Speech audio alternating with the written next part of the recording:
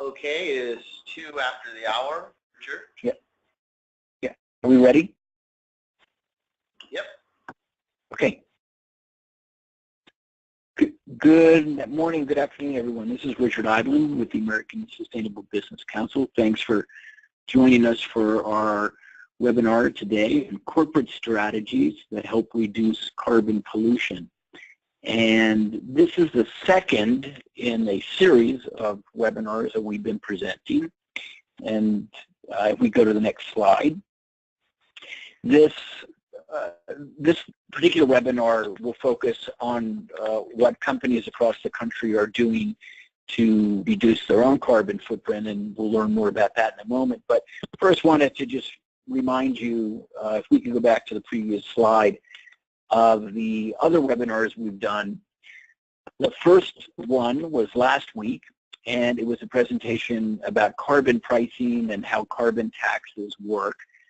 And that was presented by the World Resources Institute, which was very informative and laid the groundwork, so to speak, for the subsequent webinars. The third one in this series is on April 14th, and that's going to be focused on state carbon tax initiatives.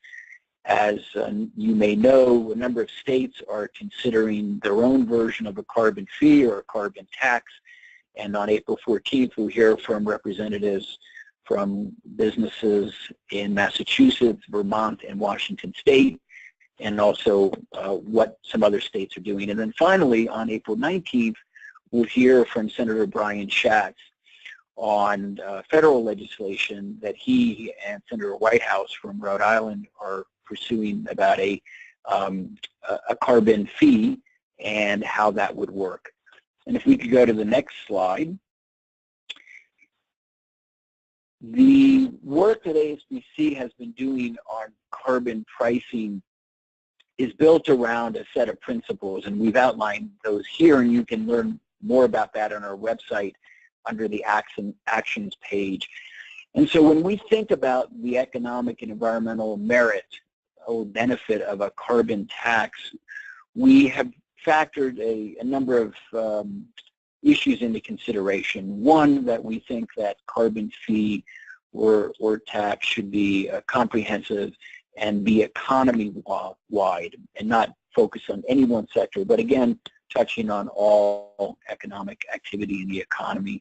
Secondly, the price at which the tax or fee would be set would be high enough so that it would actually have a marked impact on economic activity and corporate planning decisions and other decisions about what fuels to rely on.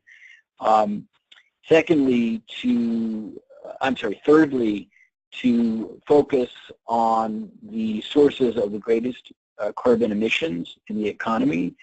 And fourthly, to protect U.S. competitiveness, because as the U.S.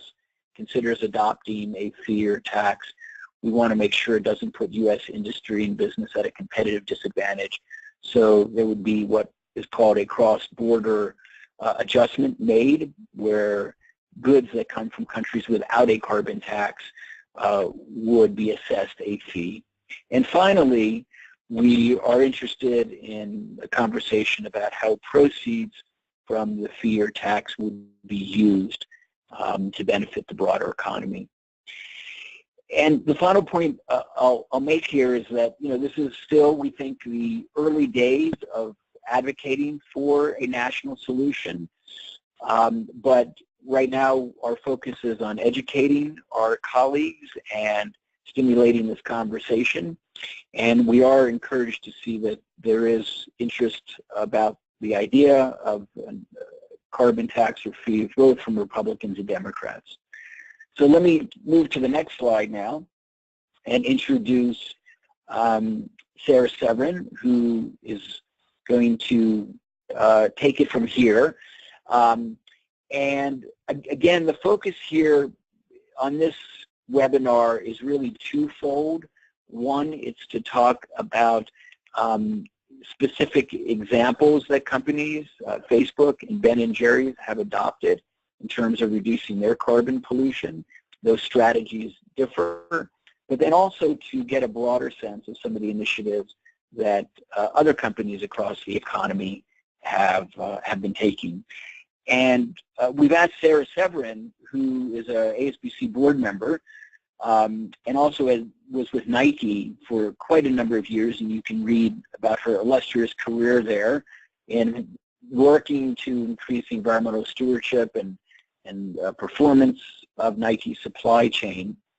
And Sarah has also more recently been working in Washington State on the statewide coalition to advocate for a fee or tax on carbon, and Sarah can tell us more about that. So Sarah, let me turn it over to you. Thank you so much for joining us this morning, and take it from there. Okay, thank you, Richard. Good morning, good afternoon, everybody.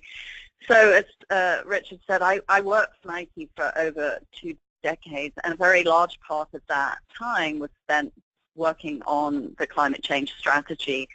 And we were fortunate enough as a company to kind of get an early start on this, because we had a global warming gas in our core footwear technology. And that gas is SF6 sulfur hexafluoride, which has massively, it's 23,000 times more powerful than CO2. And at the peak of our production of using that particular gas, I think our burden was something like 7-8 million metric tons a year. So that was back in about 96, 97, and we worked to phase that out over a period of, it took us 10 years, and there's a huge story around that with the challenges we faced with different regimes. You know, we were dealing with the European, with the Kyoto Protocol in Europe. They were going to ban usage of the gas for various reasons, and so there's been all sorts of case studies, I think, written on this. But the key point I wanted to make of that was, with that constraint, as difficult as it was for the company, that constraint actually led to massive innovation in the technology and benefited the company. And I think that's a theme that we see again and again. And so the one thing I wanted to sort of reinforce is this idea that taking action on carbon pollution is in any way damaging to business. Usually you find that there's always a silver lining, even if the challenges look so steep at the outset. You know, I've witnessed a lot of innovation in the private sector, and the 2 companies that we have talking today are key examples of that. But there's even small companies taking action, and the pathways are well known, I think, now. One is the fact that first you have to recognize that greenhouse gases have to be managed, and there's a focus on energy efficiency, which usually brings related cost savings. Then we see companies sort of shift from that reflection, and they go, well, now we can start to replace our energy usage with renewables because we've made it more efficient. And companies also, particularly those with large supply chains, are starting to look at embedded carbon. Nike realized that about 60% of its carbon load was actually in the materials that went into its products, and that's obviously a theme throughout the apparel and footwear industry, and many other companies have that, are coming to that realization. A recent example of one of the members of Washington Business for Climate Action is Skanska, which is the Project Development and Construction Group. And they're looking at embedded carbon in the built environment, which they're saying, could people mute their phones, please, if they're not talking? Thank you.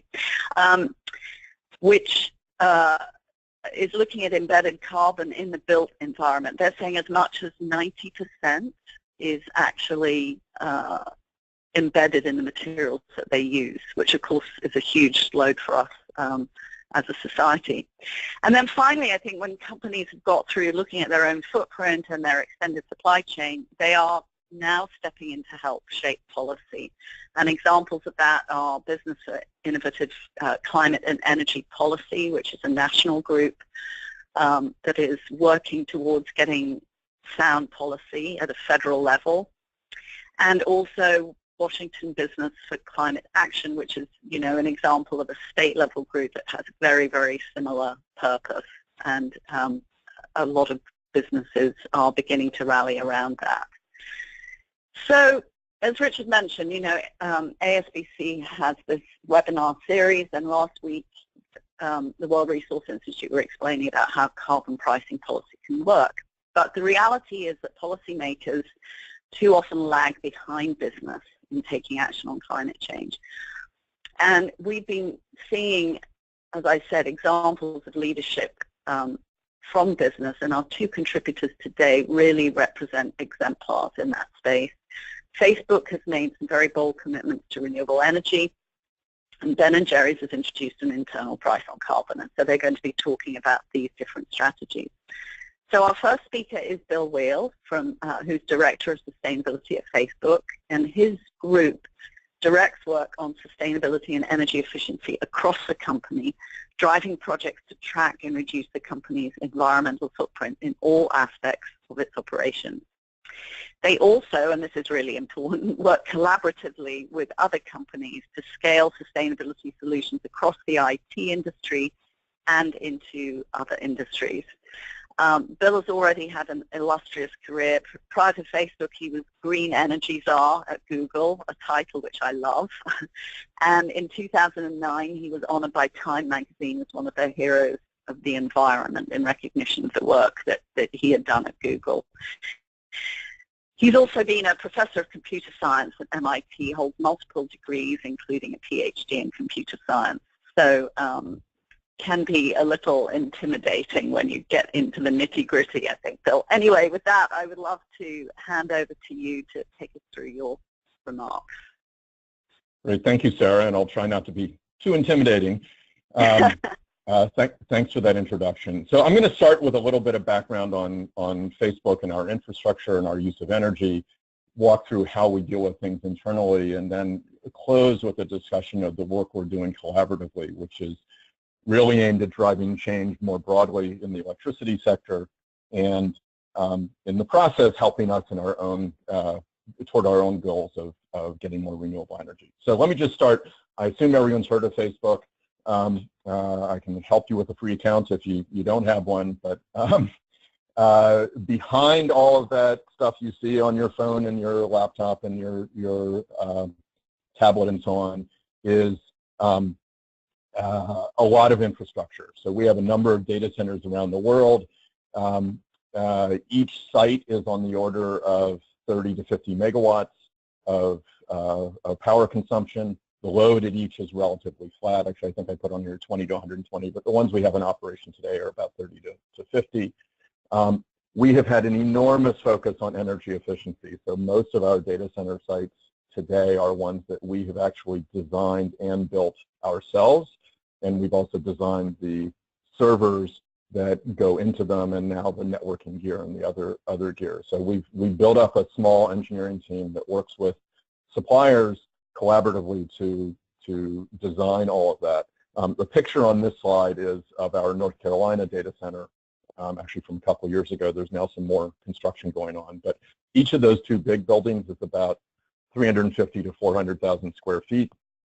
And each one has what's called a critical capacity of 30 megawatts, meaning you can put up to 30 megawatts of servers in it. We've got 4 sites operating, 3 in the US, 1 in Sweden. We've got 2 under construction in Texas and Ireland, and then we do have some leased facilities. We also have offices. Our headquarters in Menlo Park is pretty good size. I think 8 or 10,000 people on any given day are in it at the moment, and we're growing. And then we've got smaller leased facilities around the US and around the world. But almost all of our energy is in our data centers, and almost all of our certainly scope 1 and 2 emissions come from that energy consumption. So we started out with a huge focus on energy efficiency, and one of the things we did there, starting I think about 5 years ago, was we actually open sourced our data center designs and our server designs, and since then all the additional hardware designs. And that's really a philosophy that underpins a lot of the work we do. If it's not sort of core to our business in terms of business advantage, then we'd rather collaborate with other people instead of trying to do it all ourselves and keep it to ourselves. So the Open Compute project has, I think, become a roaring success in terms of the number of different companies and other institutions that are collaborating to develop more efficient, more sustainable IT infrastructure. So let me see if I can make the slide move. Hang on, there we go. Okay, so we use a lot of, we're very efficient, but we still use a lot of energy. And we, about 4 years ago, shortly after I joined, started focusing on not just being more efficient, but also, as Sarah said, changing the mix of the energy that we do consume. And one of the first things we did was we made, in our site selection process, we're going out and building new data centers, we need to choose locations for those. And we made access to cost-based, affordable, clean energy a key factor in how we select sites. So that means that now, I mean, energy is a big factor in how we select sites, and it used to be, and I think for many companies, when they're considering energy, they want cheap and reliable energy. We are looking for cheap, reliable, and clean energy, and we're looking for sites where we can get access to that. Our data centers in Sweden, Iowa, Texas, and Ireland are 100% what we call clean and renewable, so we are including large hydro in that. We don't expect a lot of development of new large hydro, but when it comes to climate, at least in temperate climate zones, hydro is very low carbon, and we think that taking advantage of that where it exists is something that's very sensible. So Sweden, northern Sweden is 100% hydro. We're using hydro there. The other 3 sites here that I listed are 100% wind, and we're looking for care solutions for our other sites. Long term, we want to get to 100% clean and renewable energy across our entire operation. So why 100%? Well, so let me just talk about that for a second. Different companies have set different goals. We thought a lot about what our long-term goals should be, and concluded that from a climate change point of view and for other environmental reasons, that 100% is the right number. That it's not about let's get to 50% and then that'll be good. But long-term, the North Star is 100%. The question is then how fast do we move there, and what are the intermediate steps along the way? Operationally, moving to clean energy sometimes can actually reduce our energy costs. Being more energy efficient almost always reduces our costs. It's usually cheaper to put a little extra money into more efficient gear and then save money on the operational costs after that. In fact, for many of our data center and server designs, we're saving both CapEx and OpEx. The other thing that clean energy can do is reduce your cost volatility and exposure to price increases, because there's no fuel cost. So you're not subject to the whims and the volatility of a pretty volatile commodity market. On the corporate responsibility side, climate change is a critical issue and just seems to get more critical by the day. There are lots of both internal and external stakeholders, from employees to, for us, our users, our advertisers and customers, as well as environmental groups and others who care about this and expect companies to do their part. So we feel it's important for us to do our part and be responsible. And then really long term, if climate change has the really severe negative effects that many of us fear, then working to mitigate it is going to be good for the planet and for the global economy, and as a result for our business. If climate change really dramatically affects particularly emerging markets, then that's going to affect our business, because a lot of our growth over the next 10, 20, 30 years is going to be in those markets. So that's the right, we think the right long-term goal. The question is, then what? Because if we're saying, well, okay, 2030, 2040, 2050, someday we want to be at 100%, that's a long way away. That doesn't necessarily guide what we're doing tomorrow. So setting near and medium-term goals, once you decide that's where you want to go long-term, I think is really key. The approach we've taken, as Sarah mentioned, is we use what you might think of as an internal renewable portfolio standard. The long-term goal is clear, but we want to be able to measure and drive progress toward that.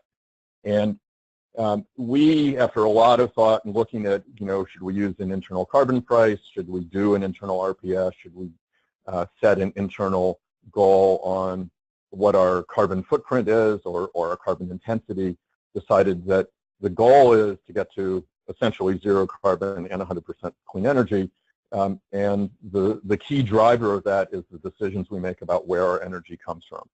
And as a result, we decided to set targets that really directly pertain to that key driver.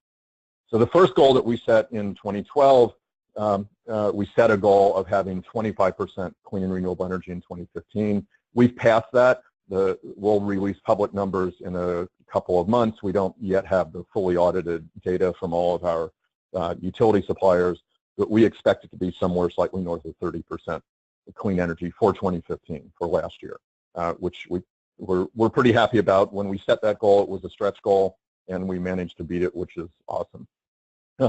Last year, in the middle of the year, we set a new target. We doubled that previous target to aim at 50% clean energy in 2018. And again, that's a stretch goal. We might miss it by a bit.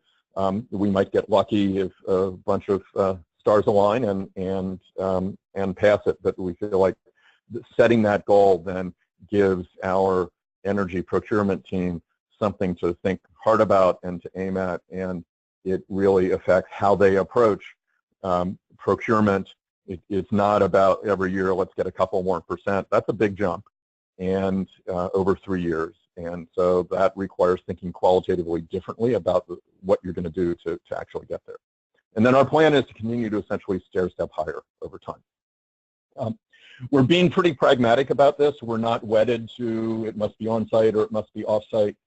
In our headquarters, we've got quite a bit of on-site solar. Data centers at let's say 50 megawatts for a data center site.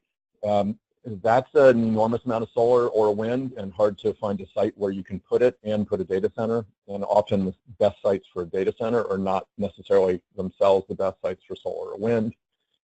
In Iowa, we've got 100% new wind built by our local monopoly utility through a special agreement. The economics work well for us, for the utility, and for other ratepayers. In Texas, it's an open market, not a regulated market, so there is no monopoly utility, which means we have a choice of providers, and we went through a bidding process and found a wind farm that we wanted to buy the energy from, and an energy service provider to basically package up that energy, if you will, and with the other grid services we need to, in the end, give us energy at our data center that meets our needs whenever we need to consume energy, as opposed to just when the wind is blowing. But we'll consider working with the utility, doing direct PPAs, which are power purchase agreements, doing what are called contracts for differences or virtual PPAs. We'll do on-site, whatever works to get us cheap, clean, reliable energy. So that said, it's not necessarily simple. I don't want to, sort of try to pull the wool over your eyes and say, it's easy, go do it. In deregulated jurisdictions, we can more or less buy what we want. It's relatively straightforward, though I would not say simple. In regulated jurisdictions, it's quite a bit more complicated because often the utilities don't have options in terms of their tariffs that are on the books that they're allowed to offer to customers. They don't have options that will really meet our needs. And that means that we've got to go through complicated one-on-one negotiations between us and the utility. Tends to be slow, often too slow for site selection. And we really want to start, we need to change that landscape, and we need to start changing it well in advance of any particular deal we want to do, because the time frame for a site selection process is often short enough that it's very hard to get the level of change that's needed. The other challenge is that you've got to get internal buy-in and you've got to get budget. And I think the key for us was to get agreement on the long-term goal and the stair-step approach, and to really, and this was partly based on the experience I'd had at Google and the experience that other colleagues had had at other companies, a couple of the energy people that we hired, to convince our executives that basically that they should trust us, that we would be able to figure this out, that if we set these fairly aggressive goals, that then with some hard work and creative thought, we could come up with solutions that would work well for us. Our energy procurement is managed for our data centers centrally, and that makes things simpler. If you're a very large organization with many different divisions, each of which does their own energy, this would be, I think, more complicated.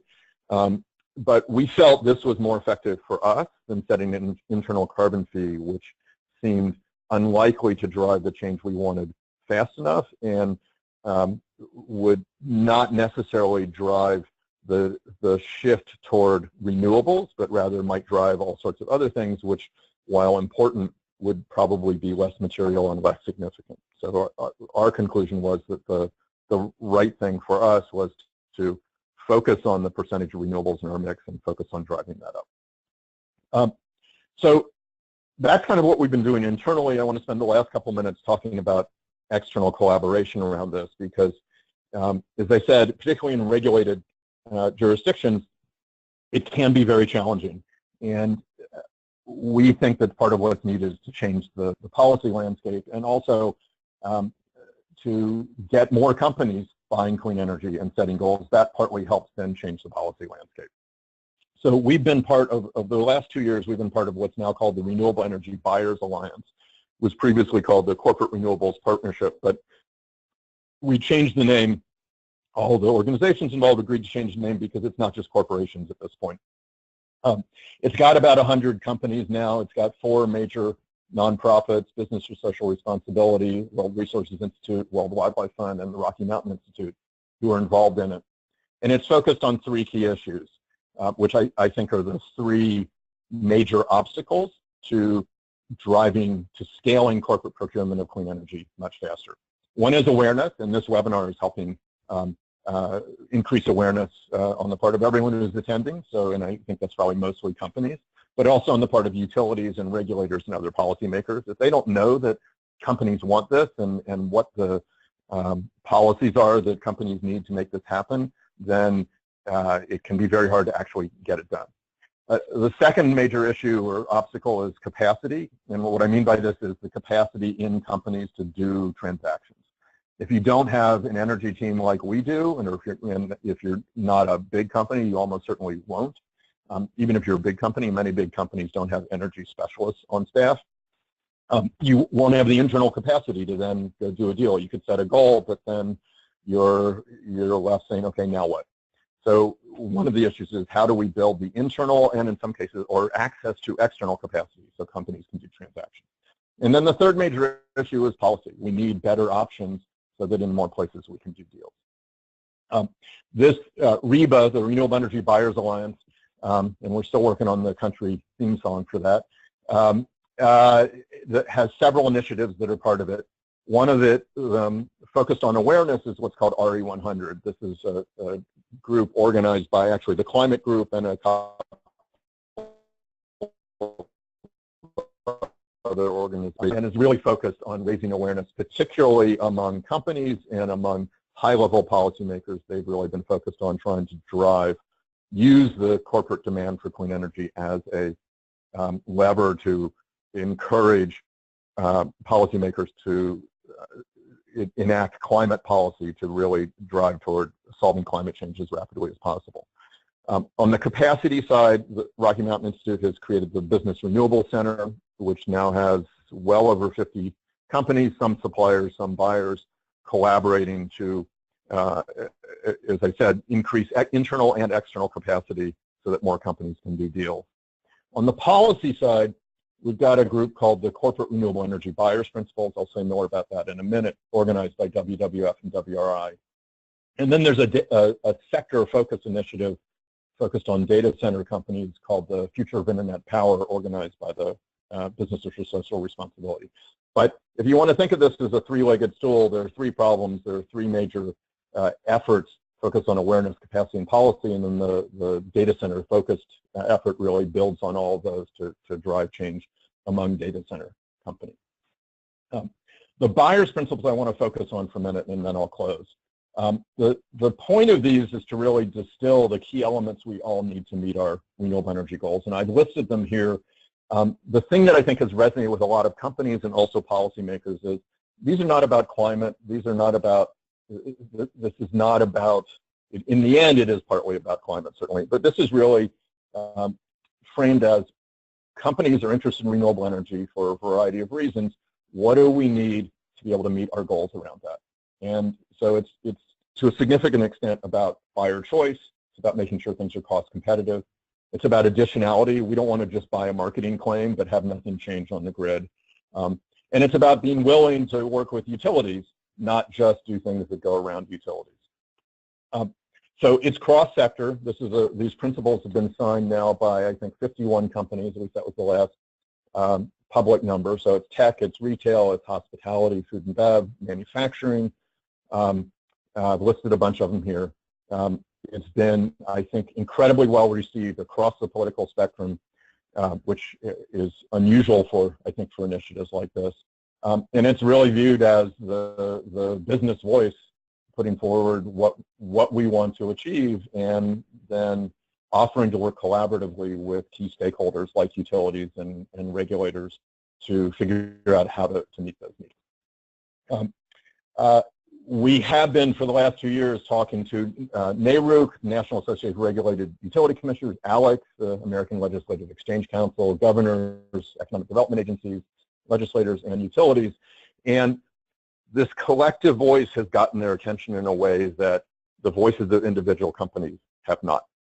And we've already seen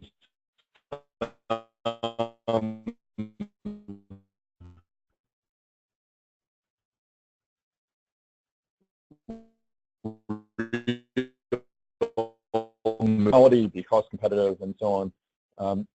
And utilities do not want to be basically cut out of the game and have companies go around them or outside them. They want to, monopoly utilities want to maintain their business, and so they're looking for ways to participate in this.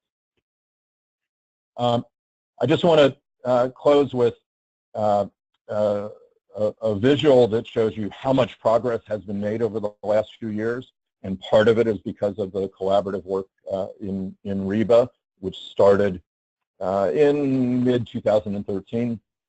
If you go back 5 or 6 years, there were about 100 megawatts of new deals each year being signed. And 5, 6 years ago, it was, at least in the tech sector, it was mostly Google. If you go back a couple more years, you would see some deals from Walmart. But it was, 50 to 100, maybe 200 megawatts a year. Starting in 2013, it started to go up to a little over half a gigawatt. 2014, it was a little over 1 gigawatt. Last year, it was almost 3.5 gigawatts. 2016 looks kind of pathetic so far, but that's because this slide was put together in January and there just hadn't been many deals yet. But our hope is that 2016 will show many more deals and a much higher total. The number of companies who've been doing long-term PPAs with good additionality, good economics, has grown dramatically over the last couple of years. We'd like to see this continue to grow. It will benefit the climate. It will also benefit each of us in terms of making it easier for us to meet our own renewable energy goals. And I think it will add weight to the arguments that all sorts of organizations are making, that acting on climate and deploying more renewable energy is actually good for business. So what can you do? I would really strongly encourage you to look very closely at the buyer's principles and add your voice.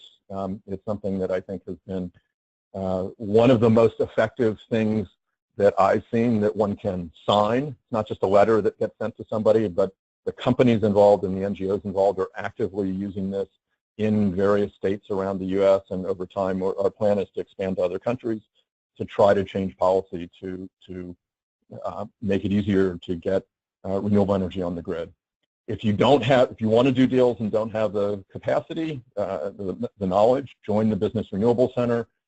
If you're a data center company, join the BSR Future of Internet Power. If you're ready to, set a 100% clean energy target. Because a lot of companies feel like, well, I don't want to put that out there because we don't really know how to go about it and we don't know how fast we can do it, and I think that's fine. But certainly I wouldn't set it publicly if you're not ready. I think thinking about that internally, as this is where we want to go eventually, is certainly a good thing.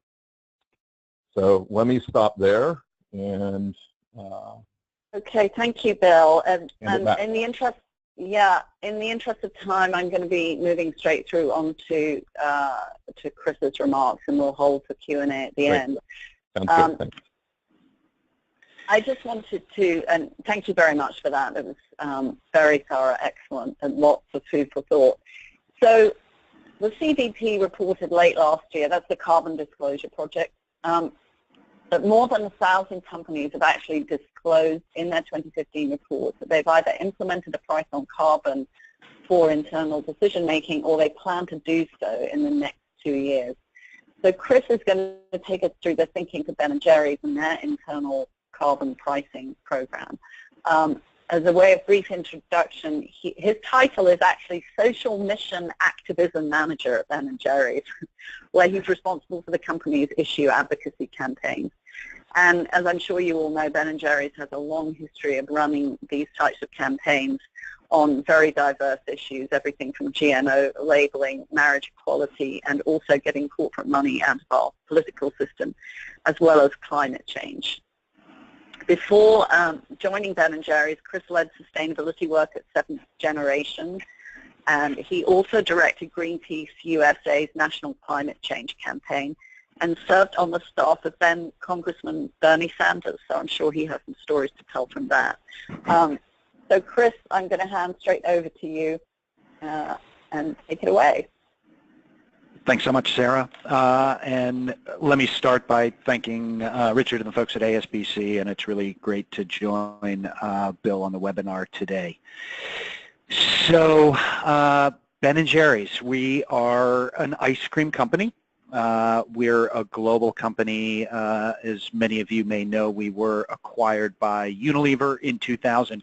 We operate in about 34 countries around the world, and we have 3 primary manufacturing facilities, one in Hellendoorn in the Netherlands and 2 in our home state of Vermont, one in St. Albans and one in Waterbury.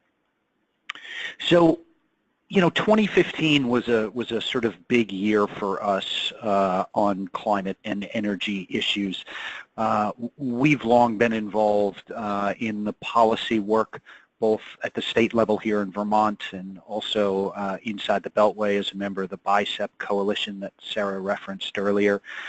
But as we were approaching 2015, at the end of 2014, we saw just the overwhelming consensus of the scientific community and this idea that the window for action was rapidly closing, and we saw the opportunity that would present itself at the end of the year at COP21 in Paris. And so we took it upon ourselves to sort of refresh our climate and energy strategy and goals, and that led us to design and implement, beginning last year, our internal carbon tax.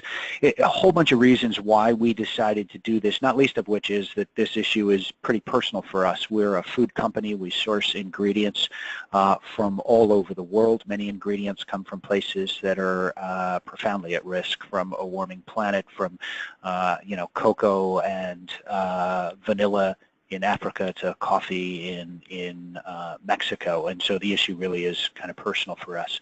So we decided, unlike Facebook, we decided to institute a price on carbon because if you look at the footprint of our business, which I'll show you in just a moment, the majority of the footprint isn't, in fact, from electricity or energy purchases, but as a dairy company comes from on-farm emissions.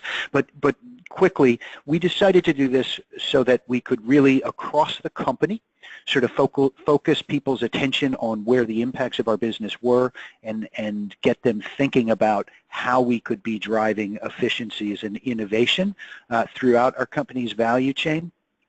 But then we also wanted to create a fund that we could use to invest in this innovation and reductions within the value chain. And I will say that the other reason we did this was we really wanted to provide a proof point that carbon pricing is not detrimental to business. Again, having been a part of the policy debate both here in Vermont and in Washington, D.C., and in fact advocating for an economy-wide price on carbon, we felt that by taking this step as a company, we could offer sort of evidence or proof that in fact, it's good for business and drives efficiency and innovation across the value chain. So let me give you a quick, and apologies for the fact that this graph is a little smushed, but let me give you a sense real quickly of our footprint, or I guess no Ben and Jerry's presentation would be complete without a cow punt, so our hoof print as we refer to it. You'll see the sort of blue half of the circle are ingredients, and that is by far the largest piece of our footprint, with dairy representing over 40% of the total emissions on a per pint basis. And so if you look at the other pieces, you know, transportation roughly 17% when you look at inbound and outbound. Surprisingly, production is only 7% of the overall footprint in a pint, which was frankly surprising to us when we crunched the data. You know, conventional wisdom would suggest that the manufacturing, particularly of a product that requires so much refrigeration, would have been higher than it is. So, understanding our footprint, we decided that when we set the boundaries for this carbon tax, that we had to have it encompass all three scopes. So from sort of cow to empty pint container, or sort of end of life on the product, understanding that, you know, fully 50%, a little more than 50% of the impact of a pint of ice cream came from scope 3. We felt it was incumbent upon us to take that into account in both the way in which we were raising revenue on the tax, but also where we were investing the proceeds from the tax that we put together. So let me give you a quick run through our sort of climate and energy goals that we sort of refreshed at the end of last year, and that we're using the proceeds from this carbon tax to achieve. So the first is, you know, we committed to reducing greenhouse gas emissions on a sort of per unit basis by 40% by 2025. We too have committed to a transition to 100% clean energy by 2025. We see that coming from a mix of both on-site and off-site resources, and I'll speak to the on-site issue in a bit more detail in just a minute. We have a rapidly growing business, and so while we continue to reduce the per unit of production or per capita emissions, intensity-based emissions in the near term, our absolute footprint will continue to grow for about another 10 years. We plan to sort of peak investment emissions in 2026, and also be using some of the proceeds of our carbon tax to invest in climate resiliency within the supply chain. So let me sort of give you a quick cut at how the carbon tax works. So we have instituted what is a $10 per metric ton assessment on the entire footprint of a pint. So that's again from sort of cow all the way through to end of life on the pint container, so scope 1, 2, and 3.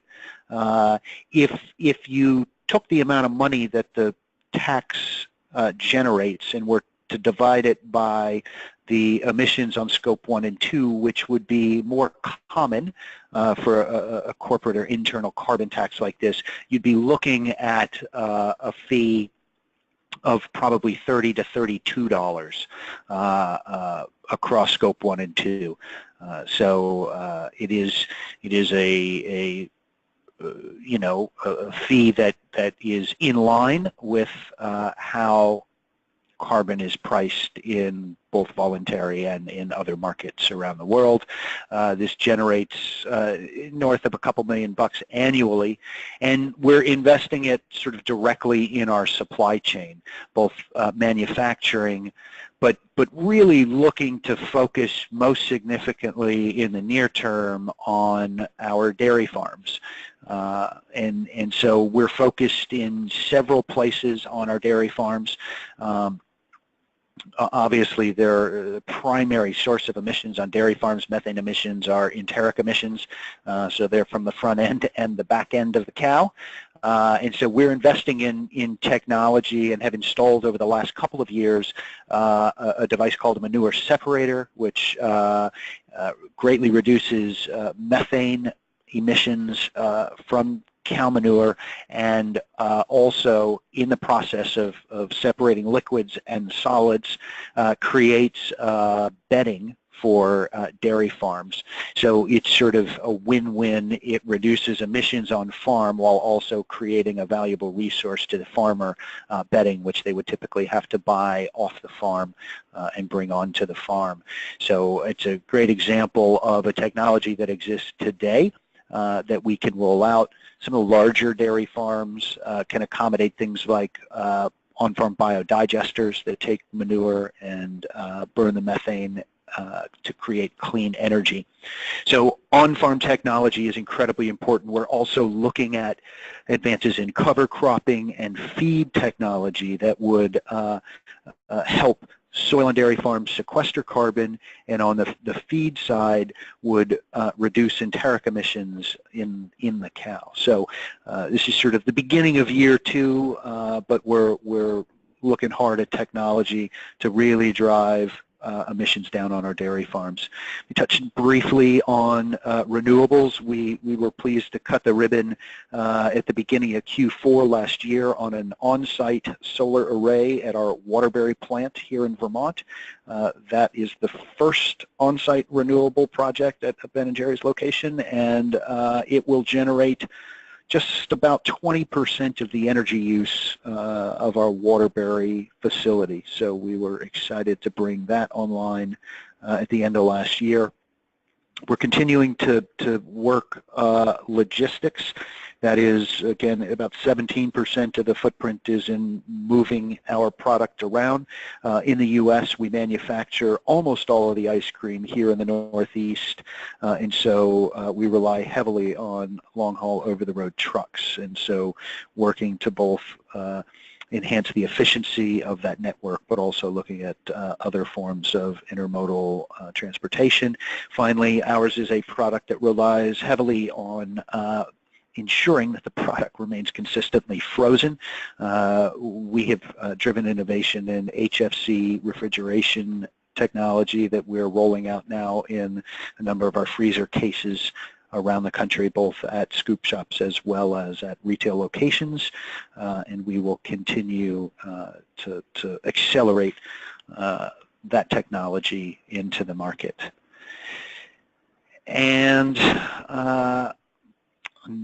there we go. Let me just sort of close, I think, with this slide, and this sort of speaks to the point I think Bill was making earlier.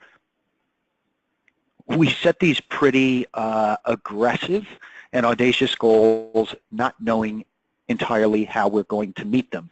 So what you'll see here is we sort of have the yellow line representing the long-term science-based mid-century goal we've set for ourselves. The top blue line represents the sort of business-as-usual baseline. This is, again, on a per pint or an intensity basis. The blue line is investments that we've made already, and the gray line represents the future innovation opportunities that we see. But the gap or the delta between the sort of gray line and the yellow line is the big unknown. But nevertheless, we felt it was important to peg a sort of long-term mid-century science-based greenhouse gas reduction goal for ourselves, and that, you know, the hope is that that will drive the creativity, innovation, and efficiencies both within our company, but as importantly at the economy-wide level that will allow us to hit that goal. So with that, my final point I would make is that I think it's incredibly important for all of us as business leaders and companies to increasingly ensure that we're doing everything we can to minimize the impact and footprint of our operations and businesses. But I was struck by something that I heard Senator Whitehouse say recently, which was, we've all, as business leaders, got to get more active on the policy side. And so as important as this work is within our own supply chains and companies, I would also encourage folks to become active in the policy push for economy-wide solutions to climate change. So with that, I'd like to thank everyone and hand it back to Sarah. Thank you, Chris. I just wanted to make a quick comment before we open it up to Q&A, and that is, you know, these are two different strategies based on two different business models. The business operation, where you can actually put an internal price on carbon, seems to work for companies that have big value chains, and in Facebook's case, where you have a very high energy usage and you can concentrate your efforts on efficiency and renewable energy, that's also a very good strategy. But it seems to me that in both cases, both companies are taking a very active role in giving these examples, bringing these examples forward to policymakers. And I think that's the critical piece in this, as Chris has just finished off, because we really do have to change that landscape. So I'd like to ask Marvin to discuss the Q&A portion and how people can ask their questions. Thank you very much, Sarah. So yes, we have quite a number of questions already in the queue written down, but for those who it may be your first time or have not used this in a long time, you can simply type any question or you can raise your hand, in which at time I can unmute you. We do have quite a bit of questions already in the queue, so we may not be able to get to you, but we will be gladly to answer those if you email them to us. But let's go ahead and start here with our first question from Anne, and this question is for you, Bill. What percentage of Facebook energy consumption does keeping the data centers full represent, and what climate change model impact location decisions for data centers? I'm not quite sure what the first part of that is. I mean, you know, our data centers are full of servers. 93% of the energy that goes to those facilities is used to run the servers. There's a little bit of energy, very little. We've worked very hard to make them efficient to reduce the amount of energy that goes to cooling, which in most data centers actually is a huge part, as well as backup power and other kind of ancillary facility level uses. But almost all of it is to run the actual servers and so on. On the second one, we do think pretty hard about the impact of climate change and other issues on potential data center locations. These are mission critical facilities. We're building them, we own them, and so we need to think about the long term and what things are going to look like in 20 years, maybe 30 or 40 years, because we're building a presence in a community and expect to be there for a long time. So we worry about sea level rise, we worry about water, and because we use water for cooling, not a huge amount, but enough that, and it is mission critical, we worry about access to water. I'm asking all of that.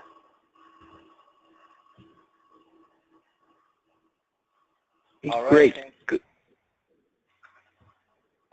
So we have a question from, let's see here, Heidi. Heidi, if you're on the line, I'm going to go ahead and unmute you, and Heidi, you should be able to speak now if you unmute yourself. Okay, we'll go ahead and move to Jeffrey Scales and Jeffrey, we're going to have you introduce yourself and what org, and go ahead and say your question, Jeffrey. Jeffrey Scales.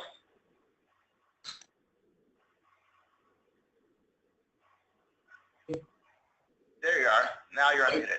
Okay, I submitted a question in writing. I wasn't sure if you would be able to hear the voice, but I was wondering what both your firms are doing at Ben & Jerry's and Facebook to help educate your employees on ways that they can personally reduce their own carbon footprints. I'm happy to jump in first. This is Chris from Ben & Jerry's. You know, employee engagement is a critical part of the way that we sort of roll out the campaign work that we do. 2015 was focused fully on climate change as a business for us, in addition to sort of enhancing and ramping up our ambition around our climate and energy strategy and goals. We did things like install electric car plug-ins at both our Waterbury plant and our corporate headquarters in South Burlington, Vermont. We're actually just getting ready to roll out a company-wide tool that allows employees to sort of track over time their own carbon footprint, and that program will include strategies and support for helping our employees reduce their carbon footprint, and then we have a series of sort of ongoing brown bags that support that work. So, you know, touch points across the year for employees have been an important part of our strategy on this. Yeah, and this is Bill. I think employee engagement, I would agree, is critical, and we have been slowly ramping that up over the last several years. We have very active grassroots green teams at most offices, all except the very smallest. We do a number of brown bags over the year. We're doing various company-wide events to do things like encourage people not to use single-use water bottles, and we do a lot in our cafes around environmental issues, not just climate, but environmental issues related to food production and consumption and so on. So there are a lot of different things. A lot of it's driven by the grassroots teams based on understanding what are employees receptive to and what will actually engage them, because if putting information out there that employees don't really want to listen to isn't very helpful. Okay, thank you both. Next question is from Jay. Jay, you should be able to speak. Jay, yes, you're unmuted. There you are.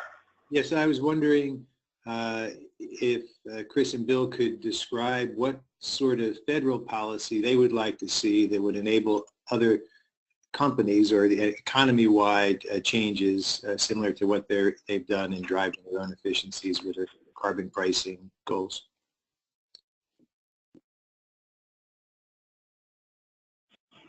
I'm happy to jump in. Go ahead, Bill. Yeah, go ahead. Okay, sorry. We have been less focused on the policy side in terms of broad climate policy. We've been very vocal for the last year or two on the need for comprehensive climate policy and economy-wide and society-wide action. But we've been really trying to stay out of the political and partisan debates about exactly what that policy should look like. We have been very clear that in terms of what we want to do around efficiency to be able to do our part and what other companies want to do, that there are policies like the renewable energy tax credits, the PTC and the ITC, which got extended a couple months ago. I think the EPA Clean Power Plan is another example of federal policy that certainly will help drive change on the grid. We've been very clear about what our needs are in terms of meeting our renewable energy goals and our operational climate goals, and then that we want the society as a whole to figure out something that will drive fast action. But we've been saying out the details of exactly which way you should go on that latter part. And then just real quick, I'll also echo Bill's sort of comments. I mean, the PTC, the tax credits for renewables were a critical piece of policy. Clean Power Plan as well, I think, is critically important and sort of is the foundation of the commitments that our country and the administration made at COP21 in Paris. We also believe really strongly that we need an economy-wide price on carbon, that ultimately, if we are to solve and avoid the worst impacts from climate change, we've got to have a price on carbon. I think we are sort of moderately agnostic on what that mechanism is, whether it's a cap and trade system, whether it's a carbon tax, but ultimately we can't all continue to dump our waste into the atmosphere at no cost. We've also been pretty active on in support of strengthening the current draft rule that the EPA has proposed for increasing fuel economy standards for long-haul over-the-road trucks. Again, 17% of our footprint is in the logistics network, and we we need guardrails and incentives like those standards that will drive efficiency in the manufacturers of diesel engines and trucks if we're ultimately gonna hit our target.